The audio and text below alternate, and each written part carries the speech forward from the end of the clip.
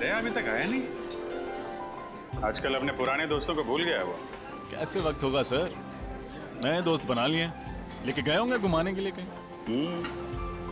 नए दोस्त मिल गए तो आदमी पुराने दोस्तों को भूल जाता है। क्या मतलब? मैं कुछ समझा नहीं सर। अच्छा, समझा नहीं? समझते सब हो फ्रेडी, ना समझी का नाटक मत करो। दया सर की बहुत तरफदारी करते हो तुम। अच्छा वो मैं समझ गया सर। समझ गया ना? वाह, मजा आ गया। बहुत दिनों के बाद इतनी बढ़िया कॉफी पीने को मिली है। अच्छा, कॉफी अच्छी है? तो बिल पेमेंट कर देना यार।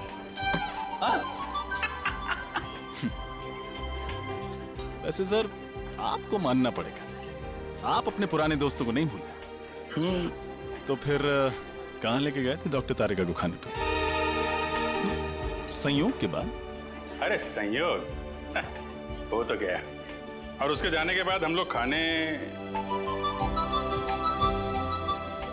तुमने सही कहा रजत, मैं अपने दोस्तों को नहीं भूलता फ्रेडी, चाहे वो नए हो या पुराने हो।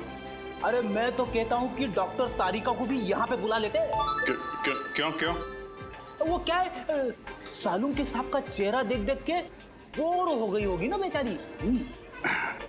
ये बात तो सही कही तुमने, लेकिन वो हैदराबाद गई है ना। हैदराबाद? क्यों सर? राखी आ रही है ना, तो उनका कोई सगा भाई नहीं है। हैदराबाद में एक कजिन है, तो उन्हीं को हर साल राखी बांधने जाती है। वैसे सर सगा भाई या सगी बहन ना होने का अकेलापन मैं समझ सकता हूँ। मेरी भी कोई सगी बहन नहीं है ना, वैसे तो कोई कजिन भी नहीं है, बस एक मुंह बोली बहन थी, गीता। ठीक, मतलब आप कहाँ हैं? सर बचपन में मेरी पड़ोसी थी, हर राखी पर मुझे राखी बांधा करती थी। फिर स्कूल के बाद मुझे हायर स्टडीज के लिए बाहर जाना पड़ा। जब लौटा तो देखा कि गीता वहाँ से चली गई थी। सर तब से हर साल उसे राखी पर बहुत मिस करता हूँ। उम्मीद करता हूँ जहाँ भी होंगी बहुत खुश होंगी, और तुम्हें भी उतना याद करती होंगी जितना तुम उन्हें याद करते हो। आप चिंता मत करो, मैं भगवान से प्रार्थना करूंगा कि वो तुम दोनों को जल्द से जल्द मिला दे। इस बार की राखी आपके लिए खुशियां लेके आएगी।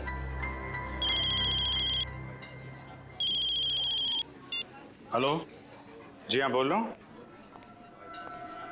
लाश कहाँ पे?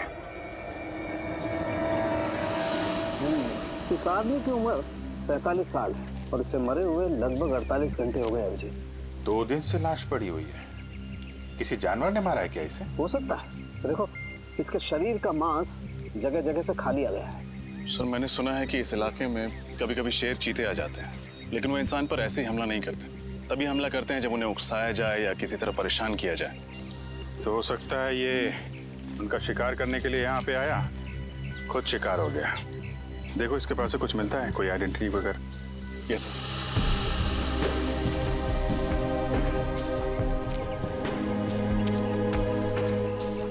जेबें खाली हैं सर, ना कोई आइडेंटिटी है, वॉलेट भी नहीं। वॉलेट नहीं है? कहीं ये खून लूटपाट के लिए तो नहीं हुआ? लुटेरों ने पैसे के लिए इसका खून कर दिया और फिर लाश की ऐसी हालत कर दी जैसे कि किसी जानवर ने खाया हो।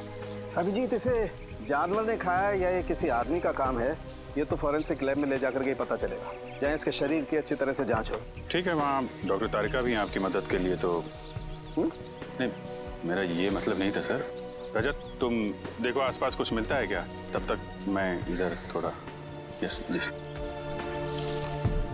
तो आप शॉट के लिए वहाँ से भागते हुए इस तरफ आई और लाश से आपका पैर टकराया और आप गिर गई, है ना? जी सर। आपने बताया कि कई बार आप वहाँ से भागते हुए आई, बार बार भागना पड़ा आपको ना? जी सर, ये 5वां टेक था। 4 बार टेक हुआ मगर ओके नहीं हुआ। तो 4 बार जब आप भाग के आई तो आपको ये लाश नहीं दिखाई पड़ी? सर वो मुझे सर ने पहले उस तरफ से भागने को बोला था और बाद में फिर इस तरफ भागने को बोला, तो आखिरी टेक में मेरे भागने की दिशा ही अलग कर दी थी। आपने बोला? जी सर, मैंने कहा था मगर मुझे नहीं पता था कि यहाँ पे लाश पड़ी है। कितने दिन से शूटिंग कर रहे हैं आप लोग यहाँ पे? सर जंगल में आज पहला और आखिरी दिन है। फिल्म का क्लाइमेक्स शूट कर रहे थे हम लोग और पता नहीं आज कुछ काम हो पाएगा कि नहीं। यहाँ पे एक लाश पड़ी हुई है इस हालत में और आप फिल्म में अटके हुए हैं। सर ये ब्रेसलेट मिला है सर, वहाँ झाड़ियों में पड़ा हुआ था। लड़की का लगता है। आपका ब्रेसलेट है ये? नहीं सर। ये ब्रेसलेट कोई पहचानता है? जी नहीं सर। सर सर हो सकता है ये ब्रेसलेट उस लुटेरे के हाथ से गिर गया हो। ये भी हो सकता है कि लूटने वाला कोई लड़की हो। अरे डॉक्टर तारिका, आप कब आई हैदराबाद से? बस अभी आई, करीब 1 घंटे पहले। और आते ही सीधा लैब? क्या डॉक्टर साहब, इनको आराम करने दिया होता, आप काम करा रहे हैं? अरे यार गलती हो गई, मुझे तो लगा अभिजीत तारिका को तुम लैब में देख करके खुश हो गए यार। चलो भेज देते, तारिका तुम जाओ यार, आराम करो। नहीं, आ गई हैं तो रहने दीजिए। बड़ी खुशी हुई जान के कि आपको मेरी खुशी की कितनी फिक्र है। वैसे लाश के बारे में भी कुछ बता देते तो खुशी बढ़ जाती। हाँ, बढ़ाते हैं तुम्हारी खुशी। अभिजीत, इस आदमी की मौत जानवर के खाने से ही हुई। तो ये खून नहीं है? नहीं है, खून ही है, क्योंकि इस खून के पीछे इंसानी दिमाग है। पर सर अभी अभी आपने कहा कि इनकी मौत किसी जंगली जानवर के खाने की वजह से हुई, पर इनकी मौत के पीछे दिमाग किसी इंसान का है। कुछ समझ में नहीं आया सर। मैं समझाता हूँ। देखो श्रेया, बात ऐसी है कि जहाँ जहाँ पर इस लाश को जानवरों ने खाया है, काटा है, वहाँ वहाँ पर इसे हेमरेजिक स्टेनिंग हो गई है। Haemorrhagic staining? इसका मतलब जब वो जानवर इसे खा रहे थे उस वक्त ये जिंदा था। मगर तारिका, आमतौर पे तो जानवर इंसान को पहले मार के फिर उसके बाद खाता है, लेकिन इस केस में ऐसा नहीं हुआ। क्यों? क्योंकि इस केस में खूनी ने बहुत लंबी प्लानिंग की थी सचिन। पहले तो उसने कैरोल बेनेट नाम का ड्रग दिया इसे, जिसे इसे लकवा मार गया और उसके चलने फिरने की क्षमता बिल्कुल खत्म हो गई। और फिर खूनी इसे बेसहारा ऐसे ही छोड़ गया जंगल में, जंगली जानवरों के लिए। और जाते जाते जाते जाते खूनी ने इसकी कलाई भी काट डाली। कलाई में से खून बहने लगा और खून की गंध सूंघकर जंगली जानवर आ गए इसे खाने के लिए। बड़ी बेरहमी से खून किया गया ऐसा इसका। एक इंसान दूसरे इंसान के साथ ऐसा कैसे कर सकता है? मुजरिम इंसान कहाँ होता है सचिन? उनका दिमाग तो जानवरों से भी ज्यादा बदतर होता है, तभी तो इतने घिनौने काम करते हैं वो लोग। सर ये तो पता चल गया कि इसकी मौत कैसे हुई। कुछ और सुराग मिले जिससे कि इसकी पहचान हो सके और खूनी तक पहुंचा जा सके? खूनी का ब्लड ग्रुप AB पॉजिटिव है। AB positive? लाश के ऊपर से कोई दूसरा खून भी मिला क्या आपको? हाँ विजय, जब खूनी इसकी कलाई काट रहा था शायद उसकी उंगली भी कट गई होगी, इसीलिए खूनी का खून इसके कपड़ों पर आ गया। और कुछ पता चल सकता है? हाँ, इस आदमी की पहचान तक पहुंचने के लिए हमारे पास 2 और सुराग है। एक तो कागज का छोटा सा टुकड़ा जो हमें इसकी जेब के एक कोने से मिला, लेकिन उसमें क्या लिखा है ये अभी तक साफ नहीं हो पाया। तो फिर हम ये कैसे पता करेंगे कि उस कागज पर क्या लिखा हुआ था? हाँ करेंगे, पता करेंगे। उस कागज को बहुत ध्यान से, बहुत अच्छी तरह से साफ करना पड़ेगा और फिर जो अक्षर मिट गए उन्हें अच्छी तरह से दोबारा उभारना पड़ेगा। और वो दूसरा सुराग? हाल ही में इस आदमी ने अपने बाएं घुटने की नी रिप्लेसमेंट सर्जरी करवाई थी। Knee replacement surgery? हाँ, और इसका कद करीब 5 फीट 8 इंच है। 5 फुट 8 इंच और उम्र 45 साल के करीब।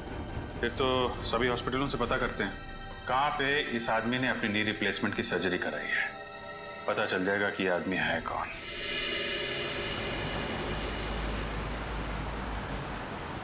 तो उस आदमी का नाम शेखर कुमार है जिसकी लाश हमें मरकटाला के जंगल में मिली। हाँ सर, वो एक माइक्रोबायोलॉजिस्ट है और आरबी रिसर्च सेंटर में काम करता है। RB research centre? हाँ सर। वैसे सर ये माइक्रोबायोलॉजिस्ट होता क्या है? साइंस नहीं पढ़ी क्या? श्रेया बताओ। पंकज, माइक्रोबायोलॉजिस्ट वो होता है जो माइक्रो ऑर्गेनिजम्स को स्टडी करता है, उस पर रिसर्च करता है। ओह, सर ये माइक्रो ऑर्गेनिजम्स क्या होता है? पंकज, सबसे छोटे जीव जंतु होते हैं उन्हें माइक्रो ऑर्गेनिज्म कहते हैं, जैसे बैक्टीरिया, वायरस, समझ गए? सर तो फिर मैं किस श्रेणी में आता हूँ? तुम्हारी श्रेणी जरा अलग है। एक काम करते हैं, आरबी रिसर्च सेंटर में चल रहे हैं ना, वहाँ पे पूछ लेना। Okay sir. ओके, अब जरा जल्दी चलें। आइए सर। सर मैं इस रिसर्च सेंटर का हेड हूँ, प्रकाश, और ये लैब असिस्टेंट रंजीत, ये प्रिया। और आप? मैं गीता, शेखर की पत्नी। शेखर की पत्नी? लेकिन हमें तो बताया गया था कि शेखर अकेले रहते हैं, उनका कोई आगे पीछे है ही नहीं। दरअसल सर कुछ समय से इनकी आपसी अनबन चल रही थी, लेकिन फिर भी सर दोनों में बहुत प्यार था। इनफैक्ट शेखर जी के लापता होने की रिपोर्ट गीता जी ने लिखवाई थी। सर जब आपने शेखर के बारे में मुझे बताया तो मैंने ही गीता को यहाँ बुलवा लिया। गीता जी, आपका दर्द हम समझते हैं। आप यकीन मानिए शेखर के खूनी को हम जल्द से जल्द पकड़ लेंगे। प्लीज उसे छोड़िएगा मत। क्या आप सबको किसी पर शक है? शेखर का कोई दुश्मन या? नहीं, शेखर सबके साथ मिलजुल कर काम करता था। आखिरी बार आपने शेखर को कब देखा था? कब मिले थे आप लोग? सर, शुक्रवार शाम को करीब 7 बजे वो यहाँ से गया था और ये कहकर गया था कि कल 9 बजे आ जाऊंगा सुबह, लेकिन वो आया नहीं सर। कभी मरकटाला के जंगल का जिक्र किया था उसने बातचीत के दौरान? मरकटाला के जंगल? नहीं सर, कभी नहीं। जब शुक्रवार को शेखर यहाँ पर आए थे तो उनका बिहेवियर कैसा था? कुछ घबराए हुए थे, परेशान थे? नहीं सर, ऐसा तो कुछ नहीं था, रोज की तरह ठीक ठाक ही थे। गीता जी, आप शेखर से आखिरी बार कब मिली थी? सर मैं तो बहुत वक्त से उनसे नहीं मिली हूँ। ठीक है, आप लोग थोड़ा कोऑपरेट कीजिए और हमें अपना नाम और ब्लड ग्रुप लिखवा दीजिए। Blood group? वो क्यों सर? कुछ नहीं है, फॉर्मेलिटी है बस। Pankaj. Ranjit, blood group O positive. Prakash, B+। Priya, B positive. Geeta, AB positive. Sir,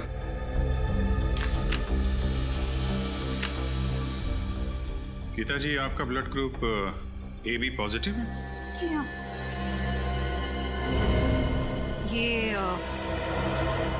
ये ब्रेसलेट आपका है? हाँ, लेकिन ये आपको कहाँ से मिला? मैं तो इसे कब से ढूंढ रही हूँ। ये हमें शेखर की लाश के पास से मिला है। गीता जी, आजकल ऐसी बहुत सी केसेस आती है हमारे सामने। कभी कोई प्रेमी अपने प्रेमिका को मारता है तो कभी पत्नियां अपने पति का खून करती हैं। एक साथ 7 जन्मों का साथ निभाने का वादा लेते हैं, लेकिन समझ में नहीं आता एक जन्म तक वादा नहीं निभाते हैं। क्यों? बस खून कर डालते हैं एक दूसरे का। सर, मैंने किसी का खून नहीं किया। मैंने शेखर को नहीं मारा। हंसती खेलती जिंदगी थी हमारी और अचानक हम अलग हो गए। लेकिन इसका मतलब ये नहीं कि मैं शेखर से इतनी नफरत करती थी कि मैं उनका खून कर दूं। लेकिन सारे सबूत आपकी तरफ इशारा कर रहे हैं गीता जी, और ये मत सोचिएगा कि आपके आंसुओं से हमारा दिल पिघल जाएगा। अगर आपको लगता है कि खूनी मैं हूं तो चढ़ा दीजिए फांसी। सर, मैं वो गीता? राजन, ओह माय गॉड, तुम इतने सालों बाद? इतने साल? मैं CID ऑफिसर बन गया। तुम भी CID में हो? हाँ। रजत, तुम जानते हो इन्हें? हाँ सर, ये गीता है, मेरी मुंह बोली बहन। सर। बहन? मुंह बोली बहन? तो फिर बेहतर होगा रजत कि तुम अपनी भावनाओं को इस केस के आड़े ना आने दो। मैं कुछ समझा नहीं सर। गीता शेखर की पत्नी है और शेखर का खून हुआ है, और शेखर के खून का इल्जाम गीता पर है। What? ऐसा नहीं हो सकता सर। मैं गीता को बचपन से जानता हूँ, ऐसा कुछ नहीं करेगी। रजत, मैं भी कब से इन्हें यही समझाने की कोशिश कर रही हूँ, लेकिन ये लोग हैं कि मेरी बात पर भरोसा नहीं कर रहे। सर, मैंने तो आपको बताया था ना गीता के बारे में, आप कुछ क्यों नहीं बोलते? रजत, रिश्ते अपनी जगह हैं और ड्यूटी अपनी जगह है। फिलहाल सारे सबूत यही कह रहे हैं कि गीता ने शेखर का खून किया है। रजत, मैंने किसी का खून नहीं किया। मैं तुम्हारी कसम खाकर कहती हूँ, और मैं तुम्हारी झूठी कसम तो नहीं खाऊंगी ना।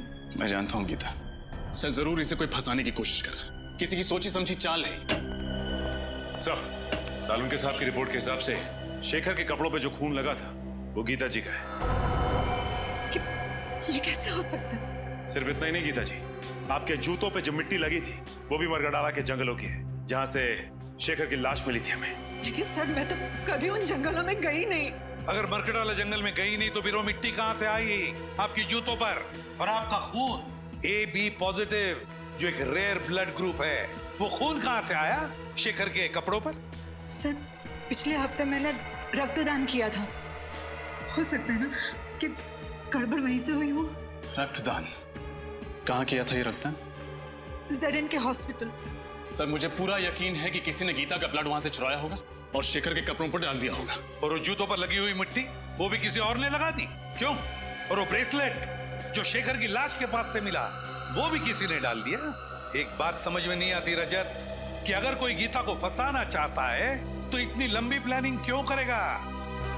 गीता, तुम्हारा कोई दुश्मन है जो तुम्हें फंसाना चाहता हो? नहीं भैया, मेरी जहन में तो ऐसा कोई नहीं है। सर, हो सकता है शेखर का कोई दुश्मन हो जो उसका खून करके इल्जाम लगाना चाहता हो गीता पर। लेकिन मैं ऐसा होने नहीं दूंगा। मैं उस खूनी को पकड़ के ही रहूंगा। गीता, अगर तुम बेगुनाह हो तो तुम पर आज भी नहीं आने दूंगा मैं। ये एक भाई का वादा है अपनी बहन से।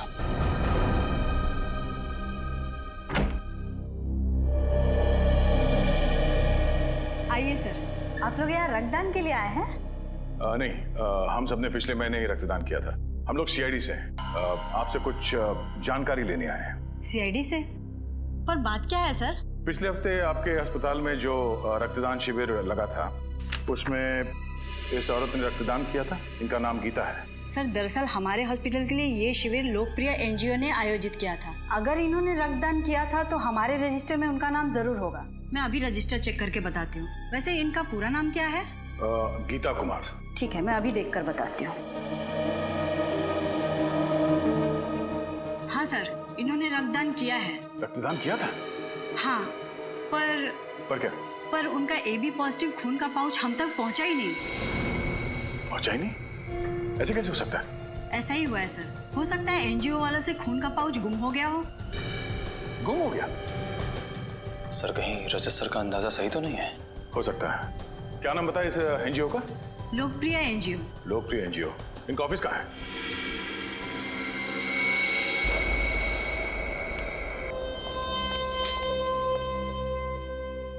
आपको लगता है सर शेखर के घर से हमें उनके खूनी का कोई सुराग मिलेगा? ये तो घर की तलाशी लेने के बाद ही पता चलेगा। एक काम करो, तुम वहां देखो, मैं यहाँ देखता हूँ। सर, ये देखिए, शेखर जी की रिसर्च लैब, उनकी काम करने की जगह। देखो, कुछ मिलता है क्या?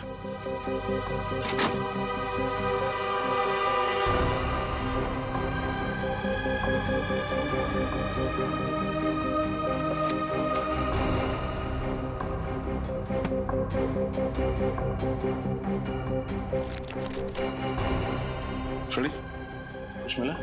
अभी तक तो नहीं सर। घर से ना ही कोई सामान चोरी हुआ है, ना ही हाथापाई के कोई निशान है। इसका मतलब शेखर को घर से नहीं, कहीं और से अगवा किया गया। फिर तो सर हमें उस जगह पे सुराग ढूंढना पड़ेगा जहां से शेखर को अगवा किया गया था। मगर सवाल ये उठता है कि उन्हें अगवा किया तो किया कहां से? एक सेकंड, तुम्हारे सवाल का जवाब ये देगा। ये तो कैमरा है। एक वायरलेस स्पाई कैम। इसका मतलब शेखर जी पे कोई जासूसी कर रहा था। वही होगा, वो खूनी।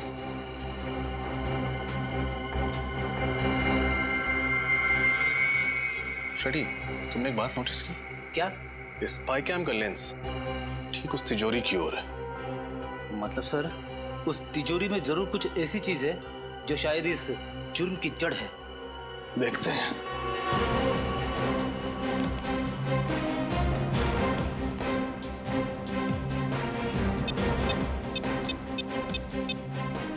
इलेक्ट्रॉनिक पासवर्ड है। इसे खोलेंगे कैसे? ये तो किसी एक्सपर्ट से खुलवाना पड़ेगा, और साथ ही ये भी पता लगवाना पड़ेगा कि ये स्पाई कैम किसने खरीदा और कहां से।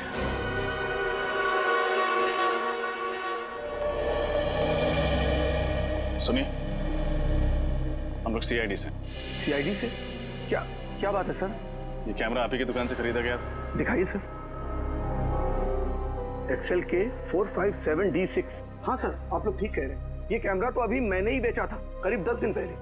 आपको याद है किसको बेचा था आपने? वैसे हर ग्राहक की सूरत पहचानना नामुमकिन है, लेकिन उस आदमी को मैं भला कैसे भूल सकता हूँ। क्यों भाई, ऐसी क्या खास बात थी उसमें?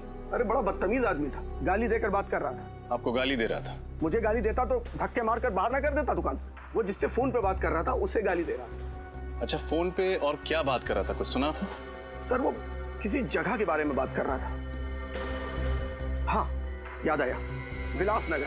वो किसी से कह रहा था फोन पे कि विलासनगर आकर मुझसे मिलो। विलासनगर? अच्छा, उसने पैसे चेक से दिए थे या नगद? नगद दिए थे सर। चेहरा याद है उसका? थोड़ा थोड़ा सर। उसका नाम पता वगैरह लिया तो होगा ना तुमने? नहीं सर, नाम पता तो नहीं लिया। क्यों नहीं लिया तुमने? मालूम है ना तुम्हें, ऐसे कैमरे खरीदने वालों की डिटेल्स लेनी पड़ती है। सर मगर मैं जल्दबाजी में। ठीक है, आइंदा ख्याल रखना। फिलहाल ब्यूरो चलिए और उसका स्केच बनवाइए। Okay sir.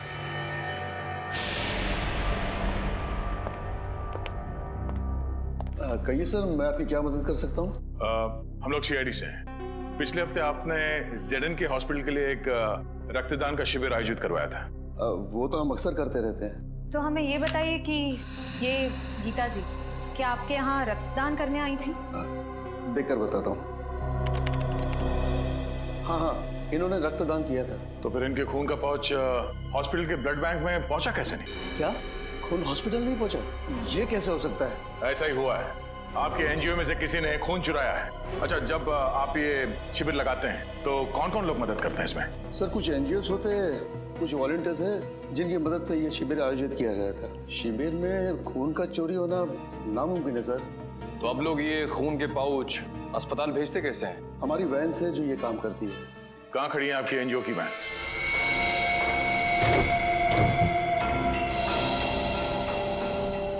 ध्यान से देखो, कुछ ना कुछ जरूर मिलेगा यहाँ।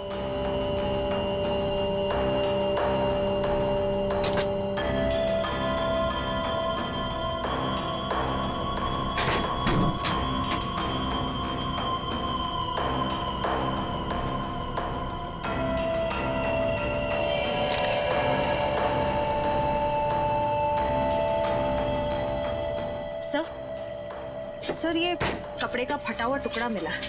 RB लिखा हुआ है इसमें। RB मतलब RB रिसर्च सेंटर। शेखर वही काम करता था। सर, इसका मतलब कोई वहीं का है जो इस सारा का सारा खेल खेल रहा है। सर, जब हम रिसर्च सेंटर गए थे तब रंजीत का लैब कोट थोड़ा सा फटा हुआ था।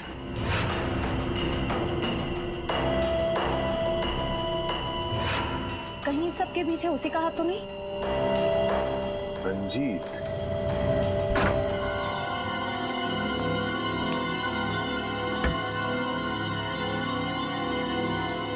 एक मिनट में आया।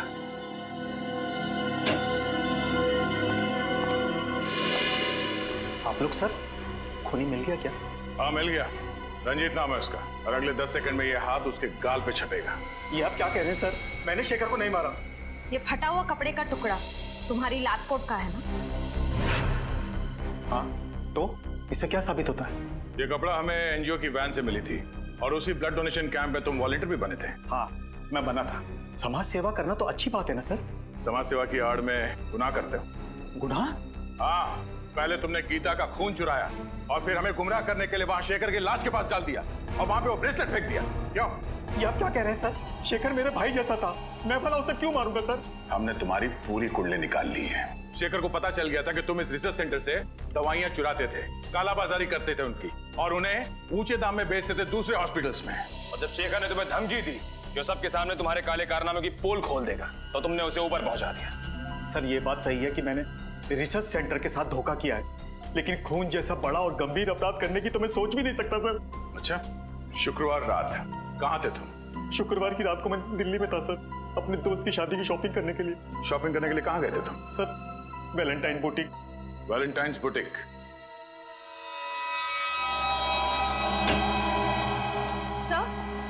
सर, रंजीत सच कह रहा है। जिस वक्त शेखर का खून हुआ उस वक्त वो वाकई दिल्ली में ही था। वैशाली नगर के वैलेंटाइन बुटीक में शॉपिंग कर रहा था। रंजीत दिल्ली में ही था? तो फिर अगर रंजीत ने नहीं फंसाया तो फिर गीता को फंसाया किसने? सर, मुझे इस बात की बहुत खुशी है कि आपको भी अब लगता है कि गीता निर्दोष है। तो जब तक असली मुजरिम पकड़ में नहीं आता, मैं हर किसी को शक की नजर से ही देखता हूँ। सर, उस कैमरे की दुकान वाले ने स्केच बनवा दिया सर। बड़ा छटा हुआ बदमाश लगता है ये। कंप्यूटर में चेक किया? हाँ सर, मैच करा के देखा लेकिन मैच नहीं हुआ। फिर लगता है कोई नया खिलाड़ी है सर, शायद ये सिर्फ कोई मोहरा ही है जिसे असली खूनी ने पैसे दिए होंगे शेखर के घर में कैमरा फिट करने के लिए। सर? हाँ अभिजीत, तिजोरी खुल गई? हाँ सर, तिजोरी भी खुल गई और उसके अंदर का खजाने का भी पता चल गया। सर, ऐसा क्या था उस तिजोरी में? शेखर के रिसर्च पेपर। सर, शेखर एक बहुत ही खतरनाक बीमारी मोंडिलोविटियस पे रिसर्च कर रहा था। ये वायरस से होती है। शेखर ने इस बीमारी का इलाज ढूंढ निकाला। मोंडिलोविटियस, इस बीमारी का नाम सुना है सर, इसका तो दुनिया में कोई इलाज नहीं था। तो फिर अभिजीत, इस दवाई की वजह से ही शेखर का खून हुआ है। इस दवाई की वजह से ही। और कोई तो था जिसे शेखर के इस दवाई की रिसर्च में दिलचस्पी थी। शायद उसी आदमी ने उस तिजोरी के बिल्कुल सामने कैमरा फिट कर दिया, और जब शेखर इस दवाई बनाने में कामयाब हो गया तो उसने शेखर को खत्म कर दिया। सर हो सकता है खूनी ने दवाई भी चुरा ली। क्या बात है भाई, बड़े खामोश हैं आप लोग। कोई गुत्थी उलझ गई है क्या? नहीं सर, बल्कि सुलझ गई। हम खूनी के काफी करीब पहुंच गए सर। वेरी गुड, और नजदीक पहुंचा देते हैं। बॉस, ये है वो कागज जो मैं उस लाश की जेब में से मिला। HOLAD HOLAD होटल या हॉस्पिटल हो सकता है। सचिन चेक करो कंप्यूटर में।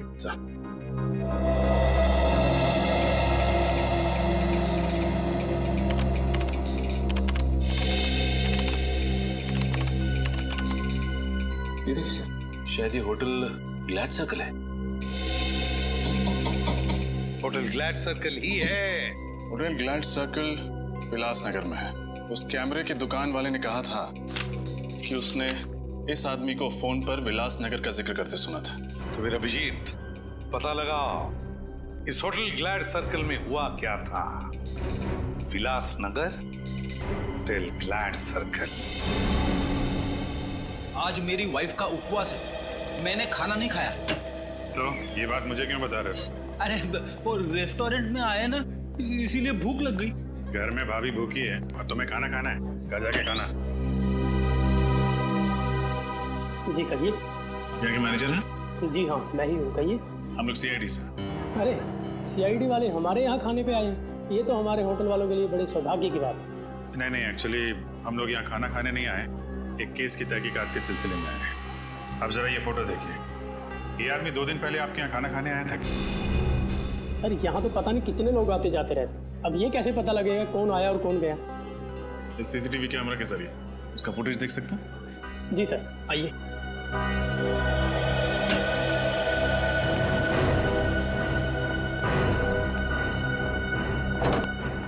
जी आइए। जरा परसों की फुटेज दिखाइए आप। जी सर। सर, शेखर के पास वालों ने कहा था ना कि वो ऑफिस से 7 बजे निकला था, तो यहाँ 8 सवा 8 बजे पहुंचा होगा। 8 बजे के करीब भी दिखाइए। जी सर।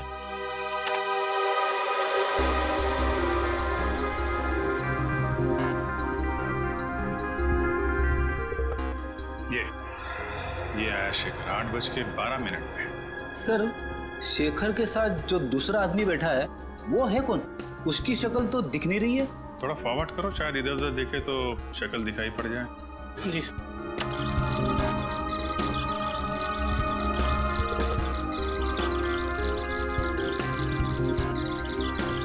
सर, शेखर तो गुस्से में उठ के चला गया।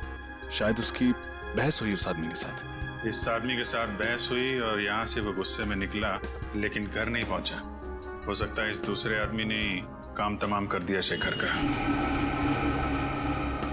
1 मिनट पॉज करो। जी। यहाँ पे जूम करना, थोड़ा और।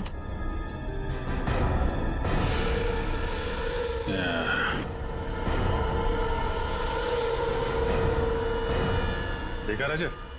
यस सर, ये घड़ी कुछ जानी पहचानी लग रही है।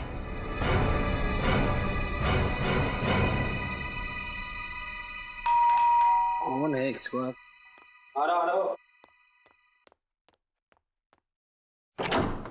जी कहिए। हम लोग CID से। प्रकाश जी अगर पे साहब तो बाहर जाने वाले और जल्दी में भी है। आप लोग?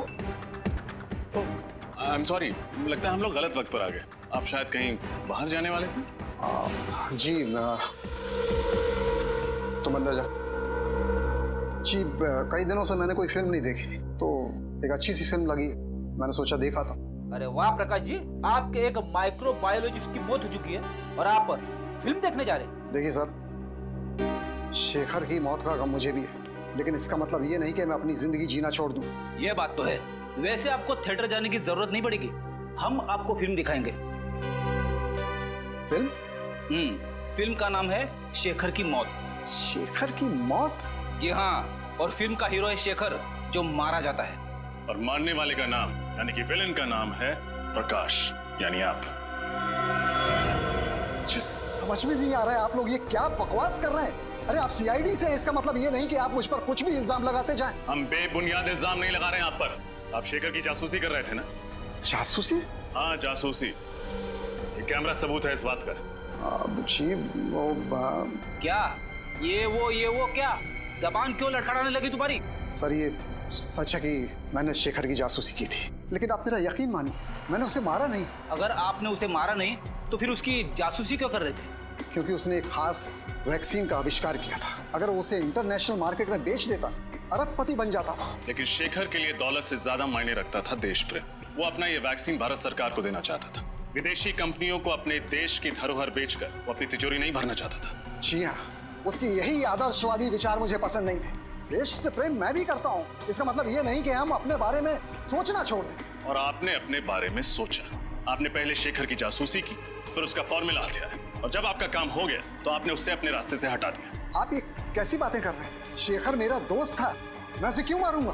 क्योंकि आप उसका फॉर्मूला हथियाना चाहते थे। उससे समझौता करने के लिए आपने उसे होटल ग्लैड सर्कल में बुलाया, लेकिन जब उसने आपकी बात नहीं मानी तो आपने उसे खत्म कर दिया। देखिए सर, ये सच है कि मैं उससे वहां मिला था, लेकिन उस मुलाकात के बाद मैं होटल क्लॉकवुड में चला गया। होटल क्लॉकवुड? जी।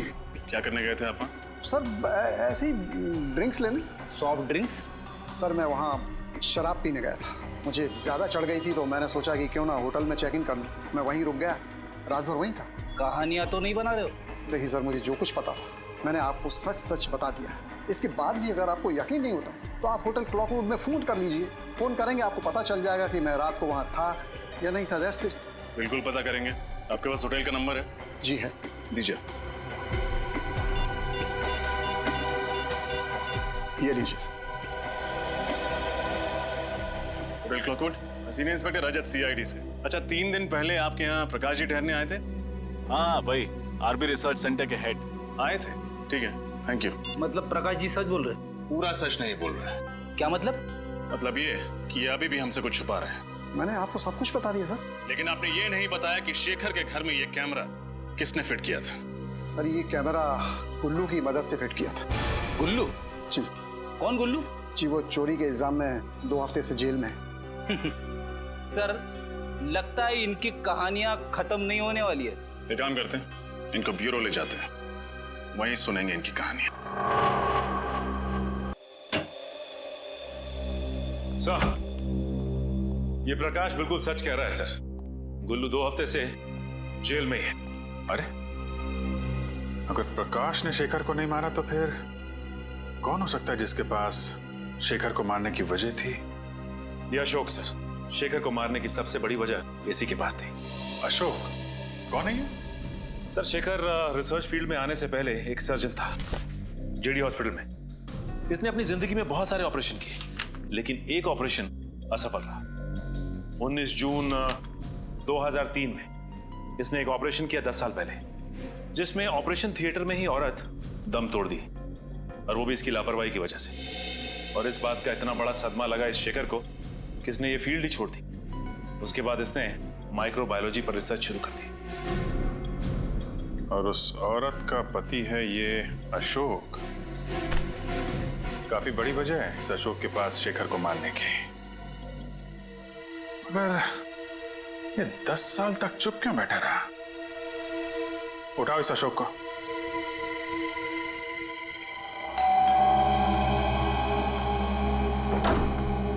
जी कहिए।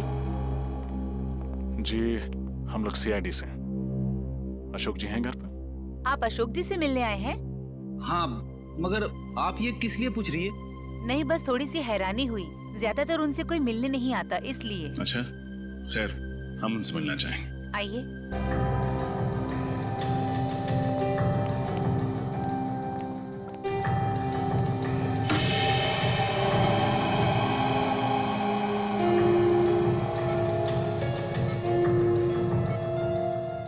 ये अशोक जी? हाँ, ये हैं अशोक जी। ये ना चल सकते हैं न बोल सकते हैं, बस ऐसे ही पूरे दिन बिस्तर पर पड़े रहते हैं। क्या बीमारी क्या है इन्हें? Liver disease last stage. इनके घर वालों में से कोई इन्हें मिलने नहीं आता? इनके दोनों बच्चे विदेश में रहते हैं। एक दूर का रिश्तेदार है, वो कभी कभी आ जाता है। सर कहीं ये दूर का रिश्तेदार तो नहीं है इन सब के पीछे? हो सकता है फ्रेडी। हाँ गीता, मारना चाहता है? कौन मारना चाहता है?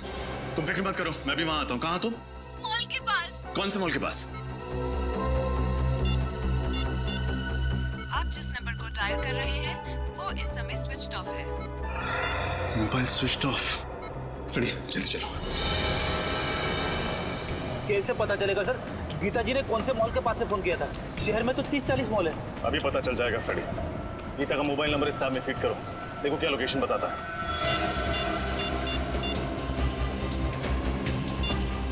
सर गीता जी का मोबाइल मॉल से आगे निकल गया। मॉल से आगे निकल गया? हाँ सर। कहाँ?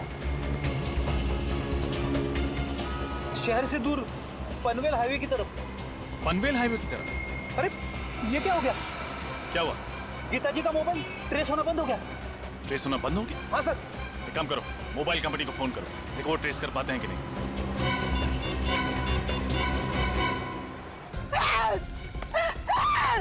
बचाओ! बचाओ! कोई है! बचाओ! कोई है! बचाओ! बचाओ! बचाओ! कोई है! कोई है! कोई है! हेल्प! हेल्प! कोई है! बचाओ! बचाओ! कोई है! कोई है! कोई है! हेल्प! हेल्प! कोई है!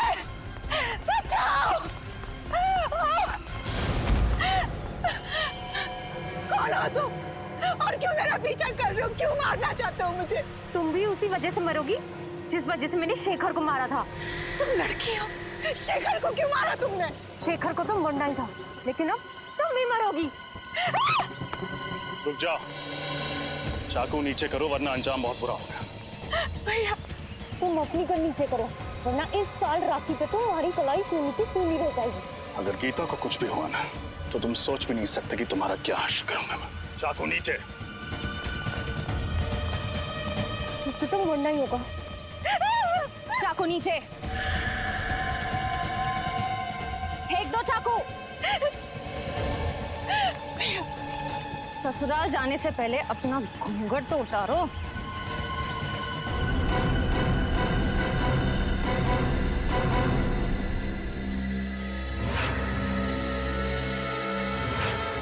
प्रिया, तुम?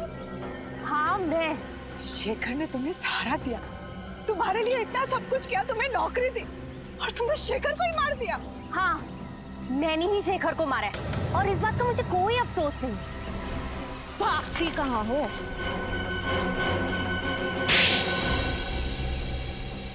बोलो, क्यों किया तुमने ये सब? मैंने जो भी कुछ किया अपनी माँ की मौत का बदला लेने के लिए किया। माँ की मौत का बदला? मैं सिर्फ 10 साल की थी जब ऑपरेशन थिएटर में मेरी माँ ने तड़प तड़प के अपना दम तोड़ दिया, सब उस शेखर की वजह से। ओह, तो तुम अशोक की बेटी हो? हाँ। शेखर 2 दिन से सोए नहीं थे, वो ऑपरेशन करने की हालत में भी नहीं थे। मैंने उन्हें बहुत समझाने की कोशिश की, लेकिन उन्होंने मेरी एक नहीं सुनी, और इस बात के लिए मैंने उन्हें कभी माफ नहीं किया। अरे तो फिर आपने ये बात हमें पहले क्यों नहीं बताई? इस बात का कभी जिक्र ही नहीं हुआ कि मैं आप लोगों को बताऊं। मेरी माँ के गुजरने के बाद मेरे पिताजी ये सदमा बर्दाश्त नहीं कर पाए। अब ना तो वो चल फिर सकते हैं और ना ही कुछ बोल सकते हैं। इसलिए तुमने शेखर का खून कर दिया और गीता को फंसाने के लिए उस एनजीओ वैन से उसका ब्लड पाउच चुराया और शेखर के कपड़ों पे डाल दिया। गीता का ब्रेसलेट भी तुमने उसकी लाश के पास छोड़ दिया। इतना ही नहीं, गीता के जूतों में जो मिट्टी मिली वो भी तुमने ही लगाई थी। और रंजीत को फंसाने के लिए उसके कोट के कपड़े का टुकड़ा वहाँ एनजीओ वैन में छोड़ दिया, क्यों? हाँ, मैंने सब कुछ किया। माना कि तुम्हारे साथ जो हुआ वो बहुत बुरा हुआ, लेकिन एक गलती की सजा एक और गलती नहीं होती। तुम्हारी माँ को कितनी तकलीफ हो रही होगी ये सोच के कि उनकी वजह से उनकी अपनी बेटी एक खूनी बन गई। तुम्हें एक बार भी अपने बीमार पिता के बारे में नहीं सोचा? अगर अदालत तुम्हें फांसी देती है तो उनकी देखभाल कौन करेगा? मैं बदले की भावना में अंधी हो गई थी। शेखर का खून किया तुमने और तुम्हें सजा तो होकर रहेगी। Thank you so much. अगर आज आप लोग सब नहीं होते तो या तो मैं जेल में होती या जिंदा ही नहीं होती। ऐसा कुछ भी नहीं होता। मुझे पूरा यकीन था कि तुम बेगुनाह हो और सीआईडी के रहते हुए कभी किसी बेगुनाह को सजा हो ही नहीं सकती। ये बात तो है। अरे भाई रजत, इतने दिनों बाद तुम्हारी बहन तुम्हें मिलने आई है, तो कुछ मिठाई विठाई नहीं खिलाओगे? खाओगे, खिलाओगे कुछ भी? लेकिन अगर आप लोगों को एतराज ना हो तो मैं पहले अपने भाई को राखी बांध दूं। अरे इसमें ऐतराज की क्या बात है? भाई की कलाई पे राखी बांधना तो हर बहन का अधिकार है। प्लीज। और राखी बंधवाने के बाद अपनी जेब खाली करना हर भाई का अधिकार है।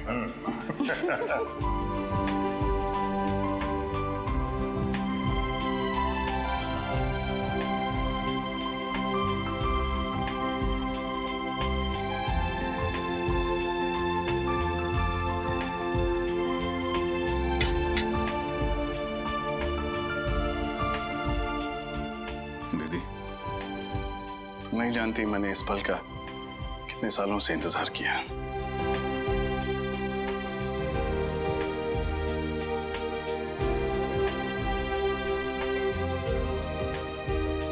हमेशा खुश रहो, हंसती रहो। तुम्हारी जिंदगी सिर्फ खुशियों से भर जाए। और याद रखना, जब भी तुम्हें जरूरत हो, तुम्हारा भाई हमेशा तुम्हारे साथ।